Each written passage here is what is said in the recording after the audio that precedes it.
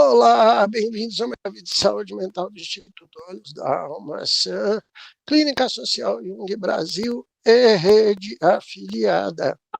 E hoje nós vamos ter uma live especial falando do atendimento, de psicoterapia, do trabalho com crianças e adolescentes. A gente vai estar, daqui a pouquinho ela está entrando, a professora Magda Liberato Garbo, lá de São Paulo, da Clínica Social de São Paulo, a professora Carla Chiari, também de São Paulo, o professor Gabriel Souza, do Rio de Janeiro. Olá, bem-vindos. Olá, professor Gabriel. Olá, boa noite, é um prazer estar aqui. Vamos seguindo. Maravilha. Olá, professora Carla. Olá, queridos, boa noite, é um prazer estar com vocês. Vamos começar essa live, quero esperar todo mundo no sábado, hein? A gente está super animado, então estamos preparando um material bem legal aí para vocês. É um prazer, Jorge, tá? Nós estamos fazendo um mini curso sobre crianças e adolescentes, por quê? A máquina chegou. Sim, a professora Magda, bem-vinda, professora Magda. Tudo bem, boa noite. Boa noite. Boa noite. Boa noite. Já tinha te apresentado aqui anteriormente. Nós estamos fazendo agora. Boa noite, Caro. Boa noite, Jorge. Boa noite. Estamos fazendo um mini curso sobre atendimento de crianças e adolescentes, inclusive com foco de qualificar os nossos colaboradores da Clínica Social Jung Brasil para essa área de atendimento tão importante. E eu queria começar jogando aqui para vocês um questionamento, gente. É muito curioso. Aí cada um fala um pouquinho, tá?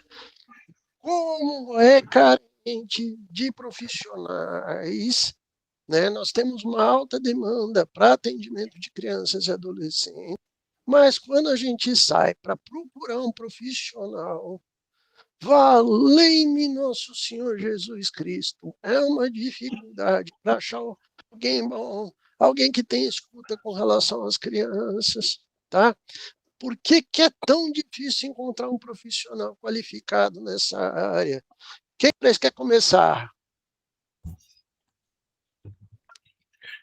Jorge, eu acho que é porque quando a gente vai ficando mais velho, a gente acaba falando assim, não, vou atender adolescente, não vou atender adulto, meu joelho já está doendo, minhas costas já estão doendo, né?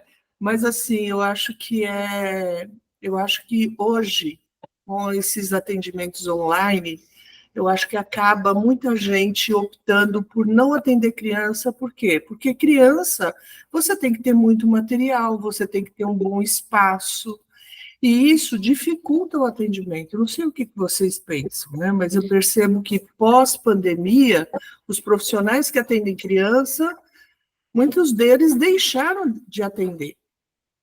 Tá, deixa eu escutar agora a Carla e o Gabriel. E aí, Gabriel? Eu concordo com o que a Magda, né, trouxe.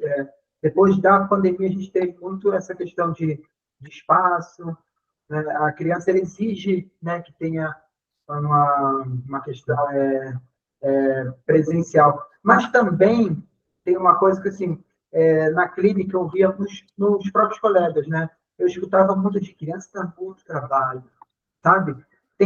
As crianças levam algo que é bem, bem, bem profundo na gente, né?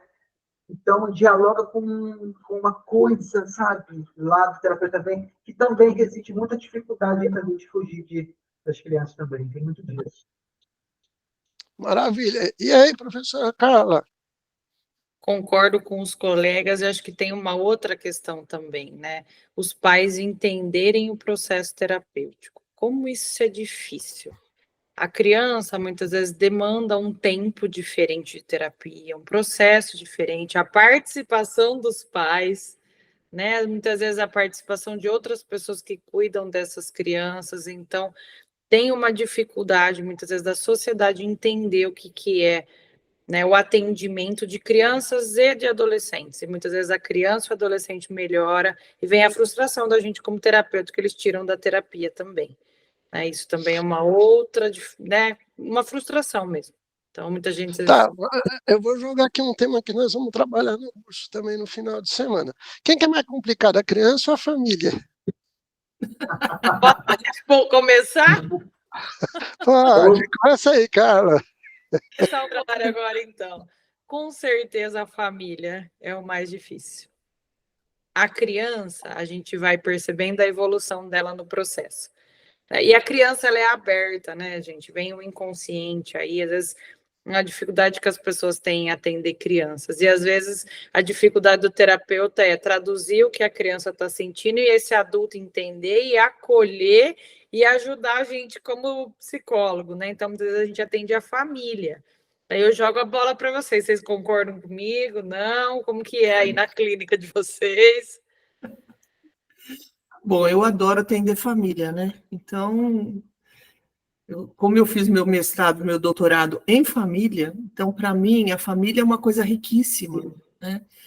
E eu gosto muito de atender a criança e atender a família. Então, normalmente eu faço esse processo de atender a família, acolher as dores dessa família, porque à medida que você acompanha os dois, você vai percebendo que esse paciente identificado, que às vezes é a criança, você no sistema, você consegue também sensibilizar a família para que ela acolha esse paciente e para que ela também possa fazer o seu processo de transformação, né? Que eu acho que isso é essencial. Essa orientação de pais é muito importante também, né? Não só atender a família, mas fazer a orientação desses pais para eles poderem começar a entender o que é esse processo dessa criança. Acho que o Jorge queria falar alguma coisa, Jorge. Porque, Magda, a gente não atende essa criança, né? Invariavelmente a família vai ter que participar do processo terapêutico também da criança e do adolescente, né? Sim, sim. E aí, Gabriel? Eu estava escutando aqui, né? E a Magda, né? Primeiro Carlos, depois a Magda, precisaram lembrar aqui de algumas atuações assim junto com a clínica, porque assim, uma coisa é quando você faz entrevista com os pais, faz a avaliação da criança, então você já tem uma quebra, porque os pais, né, vai cada um trazer de uma forma, né, a criança e tudo mais. Você vai encontrar isso mais, o que eu estou falando, você vai ver, entendeu? Então, depois tem lá a criança e você vê assim, opa, é muito diferente o que você vê, né? E quando você junta, né? Então, sessões, às vezes, que faz com o pai ou com a mãe, daquele brincar você vê, assim, as coisas acontecem, né? A coisa, e ali o fenômeno ele vai aparecendo ali, né? Então, esse direcionamento, né, que a Magda falou, é muito importante, né? Que tem esse processo de transformação que vai acontecendo nessa relação que está sendo estabelecida ali, né?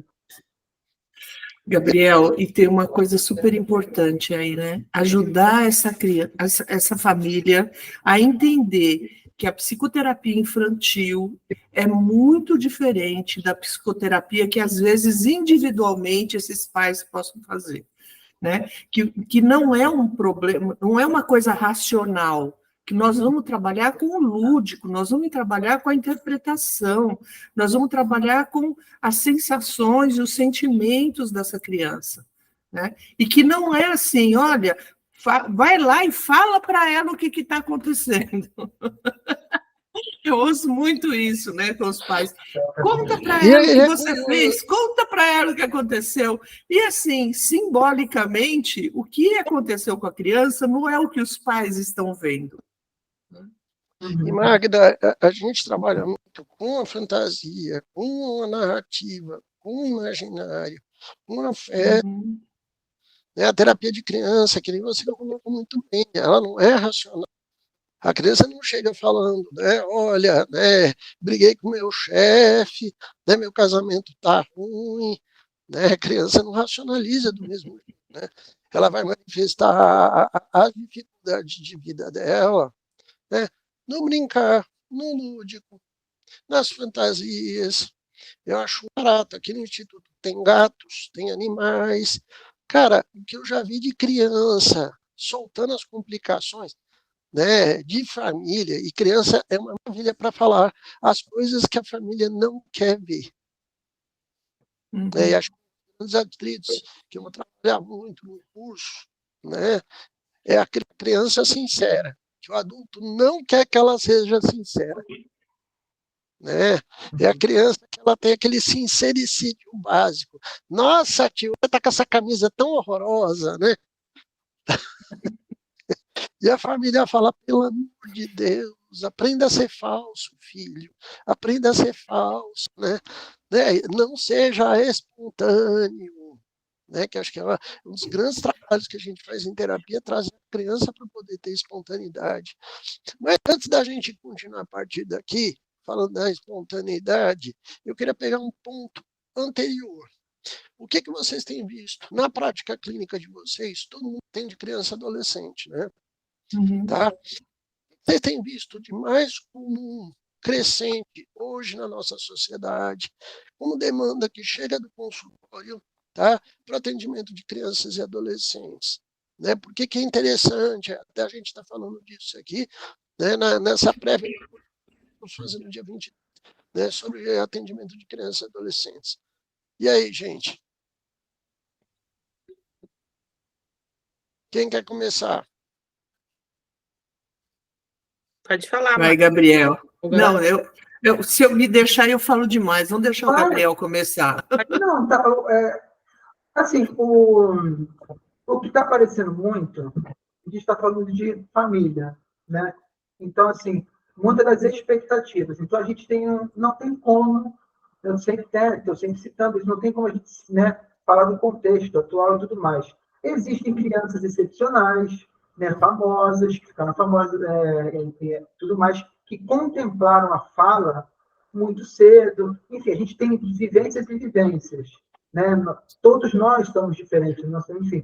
Mas aí há uma neurose muito forte com relação à questão da fala, mas não é assim, observando, é uma questão mesmo de neurose, que muitas das vezes as famílias trazem, e de uma questão de uma preocupação excessiva, que acaba abafando muito a criança, até permitindo que assim, essa fala seja até um pouco mais atrasada, porque não se tem um espaço para poder criar esse lugar da fala, porque a família está ocupando tudo isso. Eu acho que tem muita coisa, muita demanda. Vou colocar a criança isso, aquilo. Tem muito estímulo, muita coisa para se fazer ao mesmo tempo, porque tem uma demanda crescente de desenvolvimento. Aí tem pouco símbolo, sabe? O simbólico, pouco espontaneidade. Vejo muito dessa forma. Por alto tudo.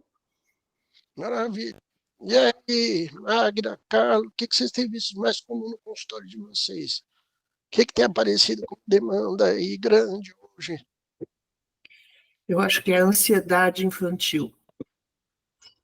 Nós estamos vivendo uma sociedade onde os pais estão extremamente ocupados, né? Muitos trabalham da própria casa. Então, eles não têm tempo de acolher essas crianças. E essas crianças ficam muito ansiosas. Elas querem contar, elas querem falar. O pai não consegue ter um acolhimento, uma demanda para brincar com essas crianças. As crianças não têm espaço de brincar. Então, elas vão para a natação, elas vão para o judô, elas saem do judô, elas vão para o fonoaudiólogo, elas saem do fonoaudiólogo, elas vão para o psicólogo, saem do psicólogo, elas vão para o psicopedagogo. E aí o que acontece? Essa criança está sempre pronta para ir em algum lugar. Então, eu sinto que tem uma terceirização da criança. Né? Eu acho que assim, isso é uma questão familiar. Né? Mas eu acho que também tem essa ansiedade da criança, ela também vem dessa ansiedade que a própria sociedade está vivendo. Né? E assim, eu tenho tido no consultório muita demanda de TDAH, porque tudo é TDAH, né? E aí a gente vai fazer o diagnóstico, a gente vai olhar para essa criança e a gente vai ver que não é TDAH, né? Não, tem algum problema de autismo, né? Aí você vai ver, não é autismo, né? Então, nós temos muitos rótulos colocados nessas crianças, né? Então, eu acho que essa demanda e o que a gente precisa aprender a ler essas crianças, a entender o que elas estão demandando no nosso consultório, qual é a necessidade que essa criança tem, né? E aí eu tenho alguns pais que falam assim, mas ela vem aqui para brincar? Você vê aqui, ela só brinca, né? E aí os pais não conseguem muitas vezes entender o lúdico e nem dão espaço para esse lúdico dentro de casa, né? Então, eu sinto essa demanda muito clara. E crianças com depressão também, que é um problema muito sério, né? Sim, eu vou comentar isso aí no final. Deixa a Carla falar, que aí eu arremato. E aí, Carla?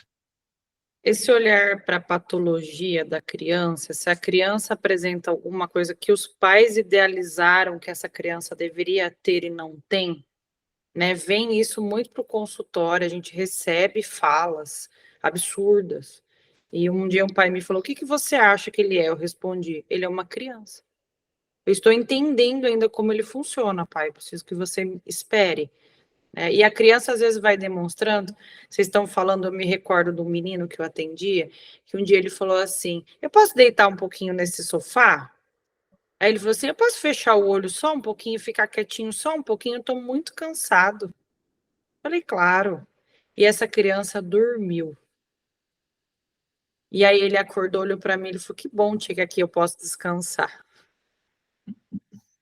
Então, isso me traz sempre esse olhar, o que essa criança está querendo dizer para a gente e para essa família. Aí eu recebo uma família, né, que aos poucos eu fui entendendo, toda medicada, uma família extremamente ansiosa e o pai num quadro depressivo. Então, essa criança me trouxe muita coisa com essa imagem, a gente tem que ler, né? E eu, como terapeuta e psicóloga de escola, eu fui psicóloga por 10 anos de escola, então eu estava do outro lado também, olhando essa escola, que tem um olhar, infelizmente, patológico. Então, o quanto que isso me angustiava ao olhar essa criança, que era só uma criança, então, a partir dessa criança, vamos olhar o que ela tem de potência e de dificuldade. Então, eu falo que a psicologia infantil ainda está em desenvolvimento, como a questão de ideia de criança no mundo, que é tão recente, né? Então, acho que é uma angústia que todos nós compartilhamos aí, né? Que está aprendendo. Uhum. Bom, eu vou retomar o que vocês falaram, pelo que a gente observa, tanto aqui na clínica social no Brasil. Eu, particularmente, não atendo crianças, até por causa da questão da limitação da deficiência visual. Mas adolescente, a partir de 10 anos de idade, vou mandar que é comigo. E aí é engraçado que o adolescente, ele é essa criança adoecida que entendeu, que não foi escutada, que não teve voz, que não teve direito a ter formado a sua identidade. Hoje as crianças estão silenciadas, ela não pode pensar, ela não pode querer, ela não pode se expressar, né? E um dos elementos mais gritantes para mim na atualidade, que para mim é chocante, é que nós, nossa civilização, retiramos da infância o direito a brincar. Você dá um celular para a criança brincar. Olha que interessante. Né? Então, eu acho que tem um microfone aqui aberto. Né? Tem crianças, né? Hoje, adolescentes, que não interagem, tá? Não fazem amigos, né? Relacionamentos interpessoais complicados. Tá? Porque a família não estimula, não trabalha com isso. E aí a gente vê o que a Magda falou, de criança estar com ansiedade, de criança estar com depressão, mas aonde é que está começando isso? Quando você silencia a criança, quando o pai não escuta a criança, quando a mãe não escuta a criança. Né? E aí, o que acaba acontecendo? Né? Eu particularmente acho extremamente interessante que a criança ela é alvo de uma jogada de patologizar, o filho é doente, mas o pai não presta atenção que ele trouxe esse adoecimento quando ele fez a criança se calar, quando se tirou a expressão afetiva, a expressão de identidade dessa criança. Nós temos aqui adolescentes extremamente adoecidos, inclusive com tentativa de autoextermínio, Porque ele não tem uma identidade bem formatada. Porque ele não pode ser. E aí compromete a individuação, o sentido de vida. Aí é grave, gente, isso. Tá? Eu não sei se vocês têm visto o consultório de vocês também, né? Mas tem sido recorrente. Aí, o que acontece? Vira aquele adolescente apático, que não gosta de nada, não quer nada, abandona os estudos, não quer saber de trabalhar. E quando eu estou falando adolescente, às vezes o adolescente tem 35 anos de idade, né? Não quis crescer, está aí num processo, né, do puera eternos, tá? Não desenvolveu capacidade afetiva, não desenvolve capacidade de socialização. Aí vira um problema social gravíssimo. E nós temos assistido isso crescente na nossa civilização. Tem sido muito complicada essa manifestação na atualidade. E aí? O que vocês acham disso que eu joguei aqui? Para arrematar. Fala muito importante, né, Jorge? Assim, arremata mesmo, porque quando a gente fala de... por exemplo, eu sou psicomotricista sistêmico, né? Então trabalho com criança a partir disso. Então, quando uma criança chega, né, tem criança que, né, o setting, um monte de materiais, ele, brinquedo, tem criança que chega à parte, que até ela se relacionar, ela não brinca, sabe? Então, assim, como é que é para nós terapeutas também, como que é para as pessoas terem essa relação com uma criança, com o corpo que está ali, ó, sabe?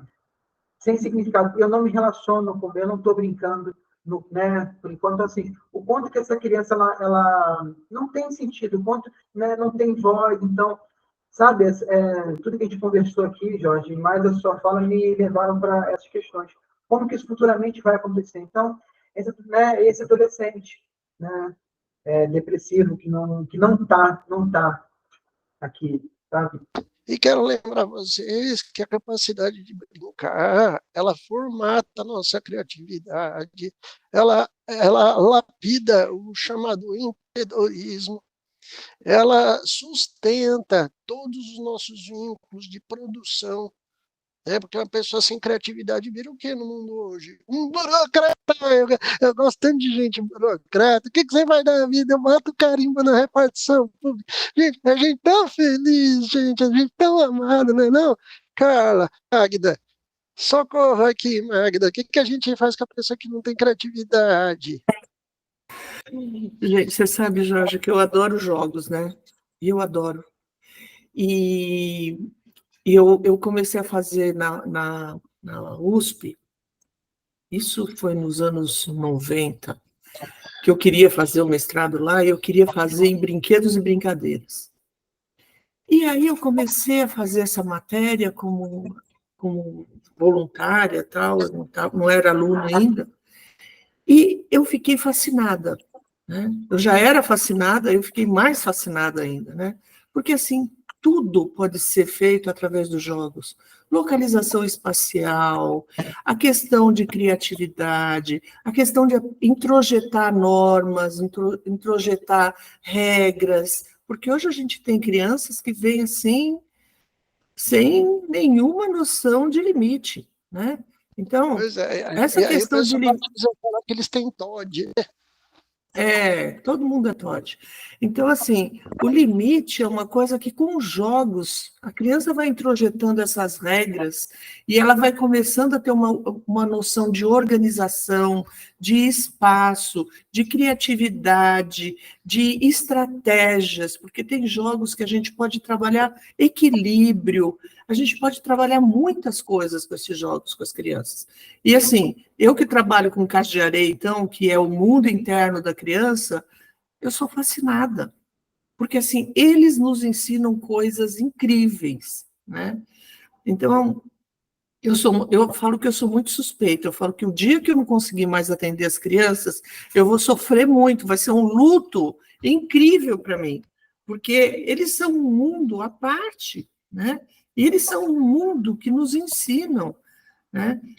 Essa coisa de você poder trazer esse mundo infantil de criar, de poder ter o seu amigo imaginário, de poder ter fada, de poder ter duende, de podermos ter histórias, né, com essas crianças. Então, eu acho que tudo isso nós aprendemos junto com elas, à medida que a gente conta uma história, e quando ela faz um desenho, e você pede a história, e a criança tem uma criatividade de contar aquela história, que é a história dela, mas é a história com os olhos dela, né?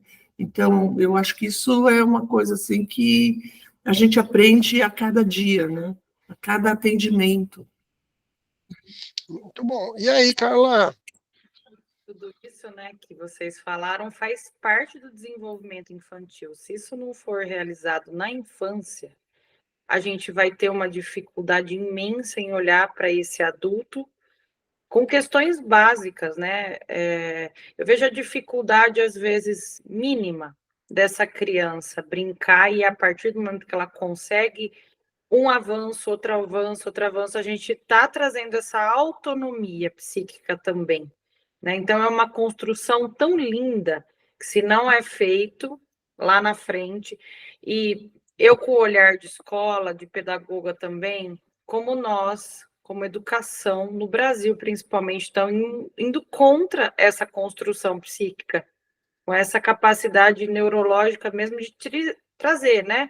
Porque se eu conto uma história, igual a Magda falou, diferente, eu posso também construir uma vida diferente a partir daquilo que eu vivi. Então, traz um recurso interno. E, gente, tem gente que fala para mim, você adora criança. Eu amo criança e adolescente, mas eu atendo crianças de 40 anos também. Então, as pessoas que acham que vão fugir da clínica infantil estão errados. Então, convido a todos que estão assistindo a gente, eu não atendo criança. Bom, talvez não atende criança na idade que a gente atende, né? Mas talvez atendam crianças maiores e podem se encantar com o que isso que a gente vai trazer. Que tem muito material, é uma galera com muita experiência aqui. Então, estou assistindo, mas eu não atendo criança. Será? Esse curso, Carla, que eu fiz exatamente porque naquela época o meu programa de mestrado seria jogos e brincadeiras com adultos, né? E hoje, no meu consultório, os adultos entram lá e falam assim, mas aqui é uma sala de criança. Eu falei, não, uma sala especial para você. É para você poder fazer o resgate da tua criança ferida, da tua criança que não teve espaço. Hoje a gente trata as crianças como se eles fossem adultos, né? E criança é criança. E a criança, se ela não passa pelo esse processo de desenvolvimento como você trouxe, ela vai ser um adulto muito infeliz, né? Não tem como a gente não resgatar essa criança também nos nossos atendimentos com os adultos, né? Sim, e é legal, Magda, pensar num ponto que eu falo que hoje, para mim, é grave, que a pessoa que não sabe trabalhar a diferenciação entre fantasia e realidade, isso é indicativo que ela não teve uma infância sadia. Então, sendo provocativo, como sempre, a pessoa que é terraplanista, que ela acredita que a Terra é plana, tá? Teve congresso de terraplanista, a pessoa nega a ciência. Você vê que ela teve uma infância e uma adolescência complicadíssima, onde não teve espaço para trabalhar o lúdico, e aí ela confunde realidade com fake news. Ela não dá conta de diferenciar a realidade, que é outro problema que a gente vê nos adultos, tá? Porque não soube trabalhar o lúdico na época certa. E é interessante, gente, para além da provocação, que eu não dou conta de não fazer, tá? É muito curioso também que a Carla tinha no tema da escola, da educação. Carla, o que tem aparecido de casos de pessoas com dificuldade, começa com a dificuldade de brincar, não brinca, tá? Não socializa. E é curioso, a quantidade de adolescentes que não sabem ler e escrever, porque não dá conta de simbolizar, é uma coisa que está gritante. As escolas estão tendo muitos casos assim e não dá conta de diagnosticar. E aí, queria que vocês comentassem isso. A capacidade simbólica no desenvolvimento da criança vai gerar a possibilidade dela cantar para depois falar, brincar, aprender a se relacionar. Então, se não tem isso no desenvolvimento, essa criança vai ter uma capacidade inferior de saudando o Piaget aqui, eu como uma boa piagetiana, fica no concreto. A abstração é uma capacidade além que precisa ser estimulada. Tem criança de 40 anos no concreto ainda, porque para avaliar o terraplanismo, você tem que avaliar a capacidade simbólica e abstrata de uma coisa que eu não vejo. Se eu não estou vendo, eu crio isso, né? Mentalmente, eu crio isso na minha imaginação. Ontem eu fui ver o Pequeno Príncipe, a exposição. E aí eu vi aquele monte de criança, e eu vi a minha criança lá com o livro que eu amo, uma história que eu amo, com aquele monte. E eu falo, gente, eu saí de lá realizada. Então é uma capacidade abstrata e criativa. Quanto mais a gente faz isso, mais a gente vai... Né? Eu tenho uma história para contar para vocês. E uma pessoa que não faz nada, que história que ela tem para contar para ela mesma? Né? E a criança? Né? Então, jogo aí essa questão para vocês. Essa educação, ela está indo a favor de quem? Do desenvolvimento da humanidade ou a favor de uma construção de armazenamento autoritária, dominadora? E aí, Eu acho que nós vamos conversar. eles estão querendo burocratas, concurseiros burocratas, uma galerinha feliz da vida que chega a fazer medo. E aí, Gabriel? E aí, Magda? Sabe o que eu estava pensando aqui, conforme eu estou escutando, né? A Carla trouxe isso agora também.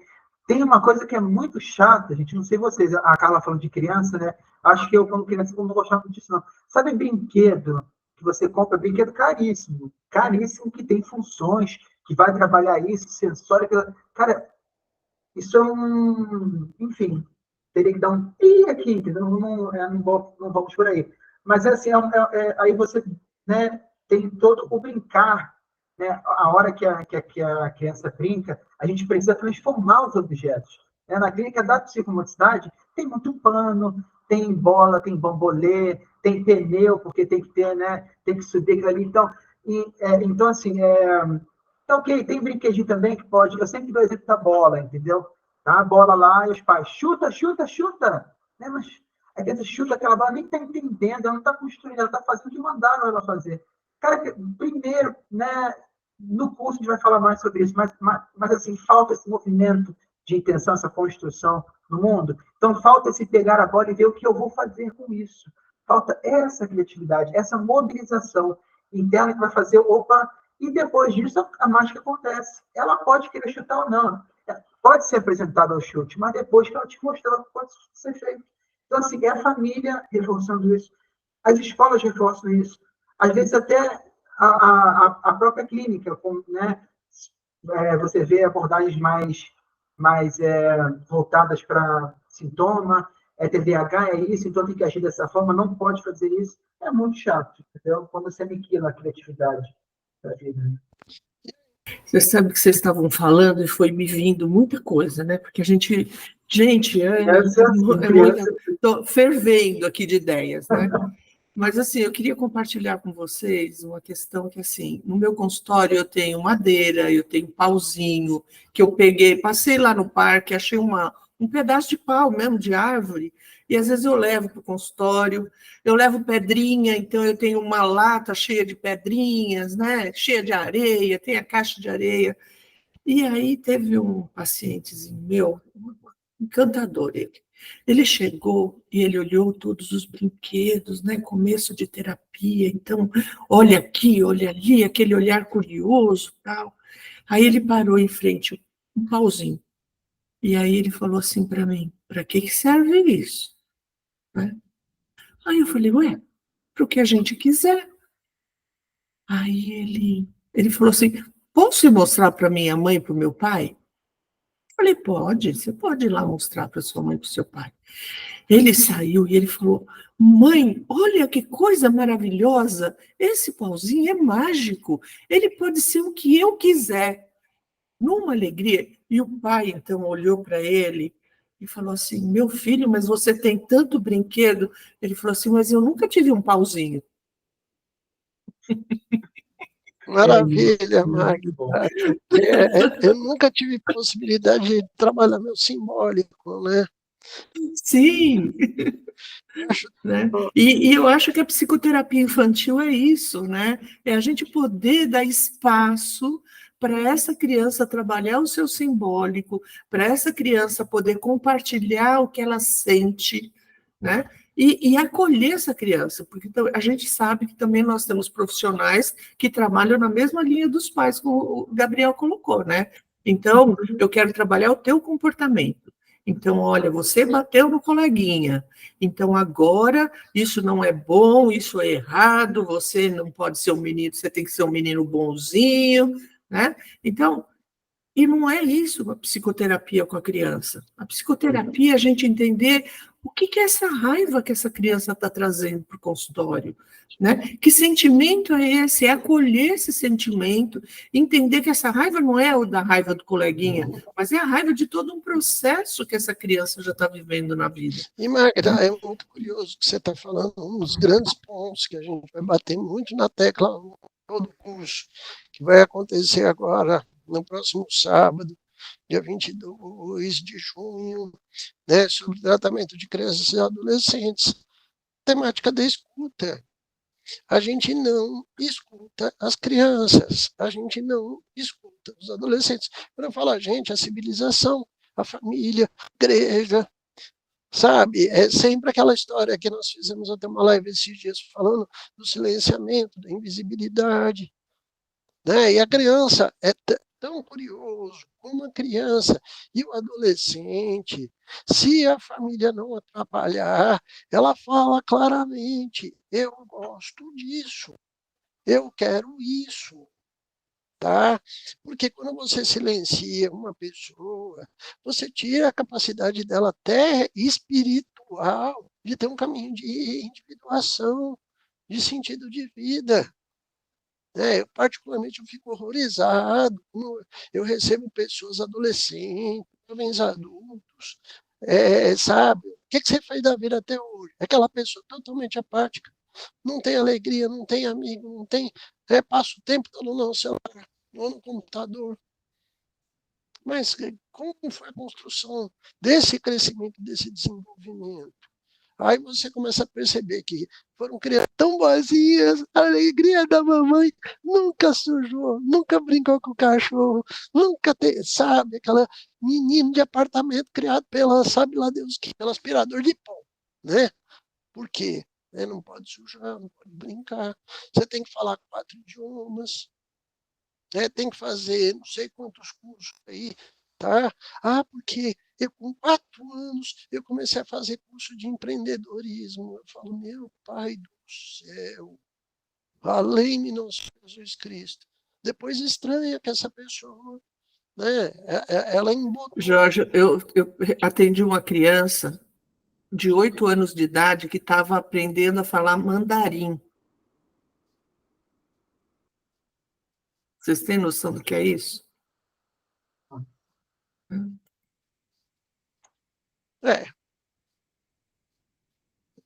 Se os pais não são chineses, acho que isso chama-se complicação, né? Porque quando a criança identifica... O problema é que não são. Eles já estavam pensando no futuro da criança. Sim, nós pensamos no futuro da criança. A maior doença que eu vejo na nossa civilização é aquelas famílias que acham muito bonitinhas, né? Que todo mundo é médico. Papai é médico, mamãe é médica e os filhos são médicos. Uhum. Será que algum deles fez o curso por vocação? Será que a gente olha no olho dessas pessoas e fala, pô, família feliz? Ou será que essas pessoas foram forçadas a seguir um caminho porque a família quis e obrigou. E elas não tiveram coragem de falar, não é esse meu caminho. Né? Porque esse é o modelo da nossa civilização. É eu mando, você obedece. Né? Não é o contrário. Eu estou prestando atenção no que o seu espírito é, em quem você é, e vou dar força, vou estar do seu lado para te dar apoio no seu crescimento, no seu desenvolvimento. E aí, Carla, vou jogar para vocês, a gente tem um problema gravíssimo na nossa área de educação, porque ela não quer nem saber de desenvolver a alma e a sensibilidade das pessoas. A nossa educação é conteudista, né? Ela só quer saber de passar o conteúdo e ser que se vire, né? E é uma escola que se divide em vários olhares, né? Eu preciso estudar para passar no vestibular, tá? Mas todo mundo vai fazer vestibular. E depois do vestibular, o que eu faço? E eu vejo uma movimentação histórica e mundial de um retorno às educações que tinham mais um olhar do desenvolvimento. Então, eu acredito, Jorge, que nós vamos ter um colapso educacional em breve, tá? Até pela questão da inteligência artificial, da gente retomar métodos e olhares para essa criança brincar. Mas, enquanto isso, vai ter criança de 8 anos fazendo mandarim, vai ter crianças que eu recebo no consultório, igual uma menina outro dia, 3 anos a criança falava, já estava aprendendo, né, a falar português, inglês e alemão, numa escola trilingüe. E ela arrancava os cabelos. E aí o pai me perguntou, por que ela arranca os cabelos? Literalmente, né, gente? Eu estaria também com 3 anos arrancando meus próprios cabelos. Então, a leitura... o pai me perguntou por que eu achava. Não é mesmo? Então, a gente tá... E essa educação que está a serviço de quem? Volto na mesma fala. Essa criança não precisa aprender a falar 3 línguas com 3 anos, ela só precisa que o outro deixe ela ser criança e pega o pauzinho. Eu tinha uma menininha que ela falava assim para mim, sua sala é muito legal, tem um monte de pedras preciosas. Um dia eu posso levar suas pedras para minha casa, e aí eu deixei ela... Gente, não era nada de pedra, era porquinha, sabe? Toda colorida. E ela falava assim, esse é o brinquedo mais legal. Dá pra gente brincar de várias coisas. Então, é uma coisa tão pequena, mas para a criança é uma construção, e o quanto que essas crianças me ensinaram a ser quem eu sou hoje também. Né? Eu falo que todo terapeuta de criança e adolescente vai mudando o seu olhar para o mundo. Então, que eu nunca perca aí minha criança, e que essas crianças me alimentem também. E aí a minha briga pela educação sempre, Jorge. Sempre eu vou olhar para as crianças e tentar protegê-las nas minhas escritas, no meu trabalho. Então, eu estou tentando, mas eu vejo que a gente vai ter, talvez daqui uns 15 anos, um colapso, mas a gente precisa olhar para essas crianças que estão em formação até isso. Né? Eu, particularmente, acho que o colapso já chegou com a geração neném, né? Quando você tem jovens entre 14 e 35 anos de idade que não trabalham, não estudam, né? Mais de 22 milhões de jovens hoje, a gente já está numa falência educacional, né? Então, vai chegar a prestar vestibular mais, já está acontecendo. Então, vai ocorrer esse colapso.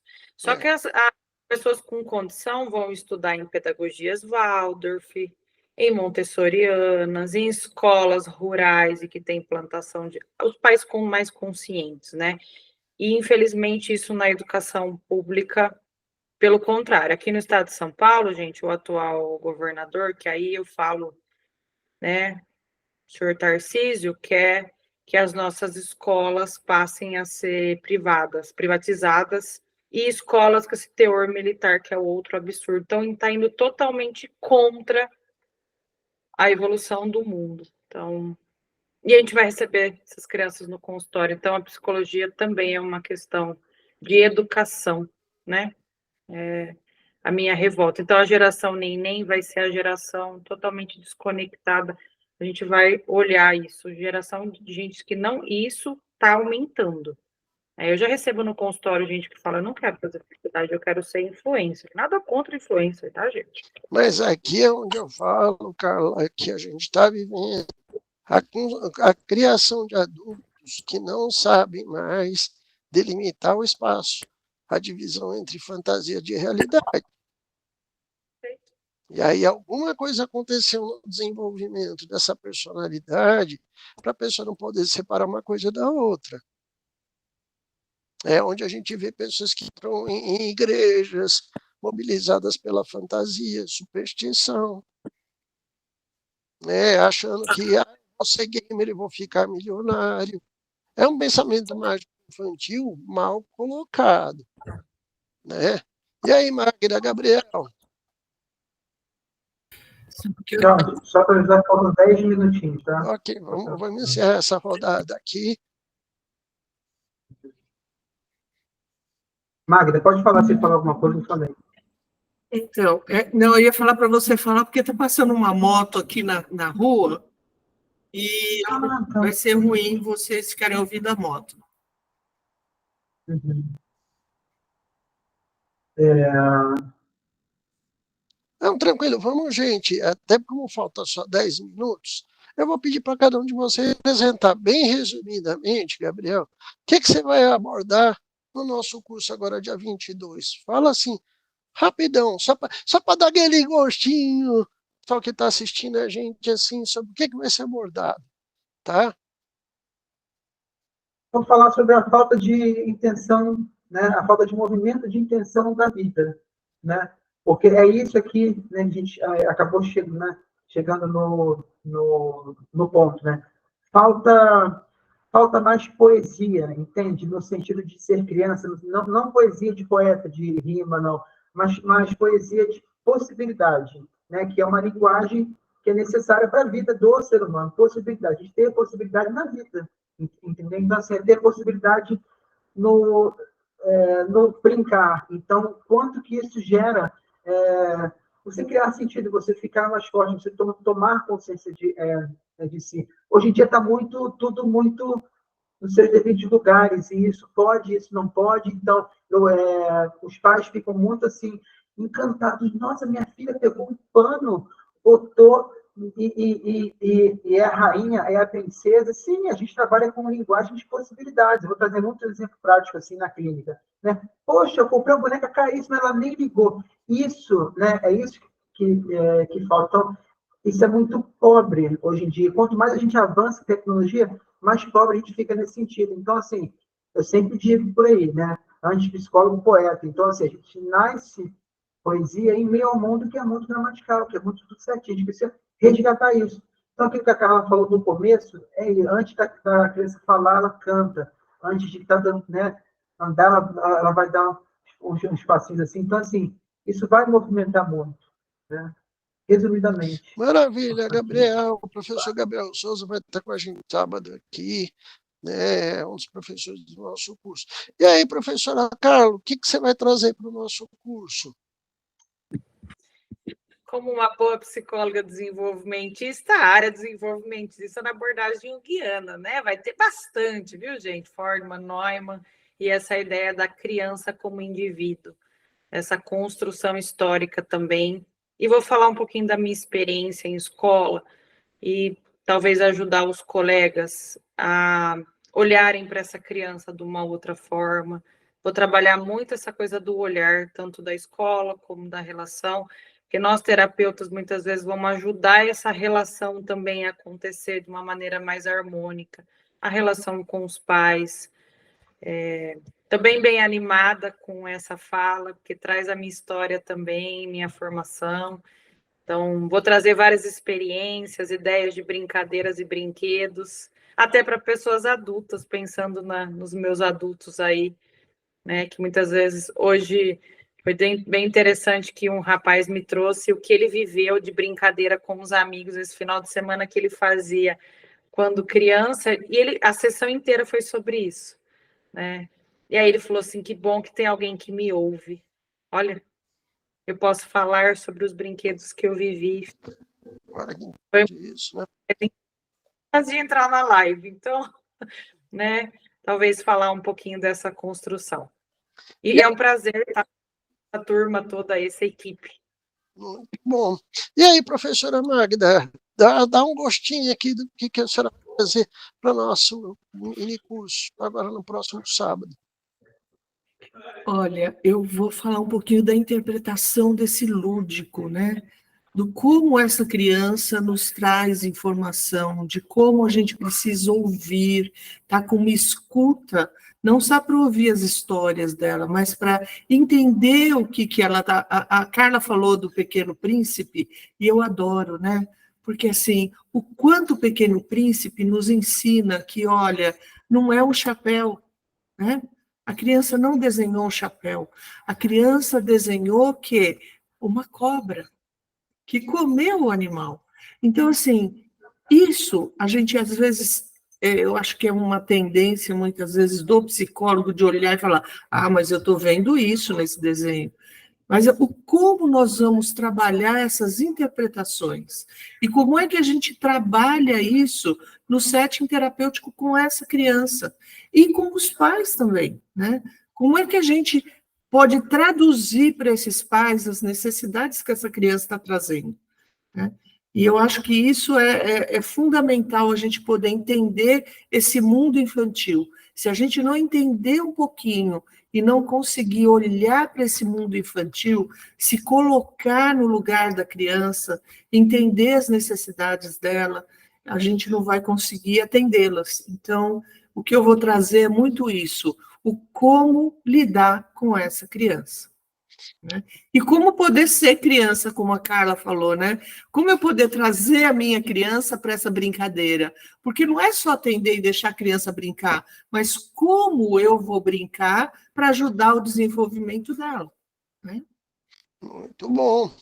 Eu vou estar falando sobre a individuação, tanto das crianças quanto dos adolescentes, porque a gente sabe que o processo de individuação ele depende de um ego bem estruturado, né? Para quê? Para que esse ego possa dialogar com o self, e isso é construído na primeira infância, não é construído na adolescência, né? E é tão curioso que hoje o que a gente vê aí de adolescentes de 60 anos de idade, é tão bonitinho, né? Não, cara, não, Magda, os adolescentes que a gente atende, né? Dando trabalho no mundo aí, porque ele não construiu esse caminho, né? Não houve a possibilidade de uma visão mais específica sobre a identidade, né? Então, na verdade, isso aqui é só um gostinho daquilo que a gente vai trabalhar nesse final de semana. Espero todos vocês lá no nosso curso. Quem não fez a matrícula ainda, faça correndo. E se perdeu, azar. Senta e chora, que também isso faz parte da infância e da adolescência. Tá bom, gente? Valeu, até a próxima. Obrigada, gente. Tchau, gente. Até sábado. Beijo para vocês.